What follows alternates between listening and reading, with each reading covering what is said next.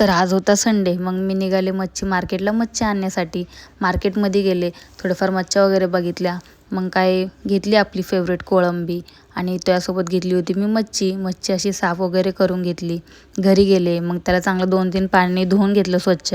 कोळंबीचे पण दोरे वगैरे काढून तिला पण स्वच्छ धुवून घेतलं. मग मी त्यात टाकलं होतं लिंबू पिळून, थोडीशी हळद टाकली, मीठ टाकलं आणि थोडंसं मी अद्रक लसूण टेचून ठेवून घेतलं होतं, ते पण त्याच्यात टाकून दिलं. मग ते सगळं असं मस्त मिक्स करून घेतलं. चांगलं मिक्स केल्यानंतर कसं अद्रक लसूणचा त्याला चांगला वास येतो. मग ते मी एका साईडला ठेवून दिलं आणि मग मी घेतलं कोळंबीचा रस्सा तयार करायला. तेलात टाकले होते मी टमाटे चांगले तेलात मी तळून घेतले. मग ती जी कोळंबी भिजवली होती ती पण त्याच्यात टाकून तिला पण चांगलं तेल सुटेपर्यंत मस्त परतून घेतलं. मग त्या दिवशी मी ते काळं वाटण तयार करून ठेवलं होतं, ते 2 चम्मच त्याच्यात टाकून दिले. ते पण चांगले तेलात परत करून घेतले. मग मी त्यात टाकले होते घरातले मसाले, हळद, लाल तिखट, मीठ, धनेपूड, ते सगळं ते मस्त असं मिक्स करून घेतलं. त्याला चांगलं तेलात परत केलं. त्यानंतर मग मी त्याच्यात टाकलं होतं 1 ग्लास गरम पाणी.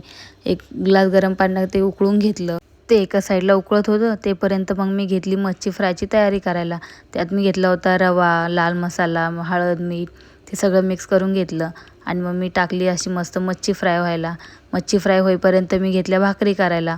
इकडं भाकरी करूस्तर तोपर्यंत तिकडं मच्छी अशी मस्त रेडी झाली होती. मस्त अशी भाकरी, मच्छी फ्राय आणि कोळंबीचा रस्सा बनवला होता.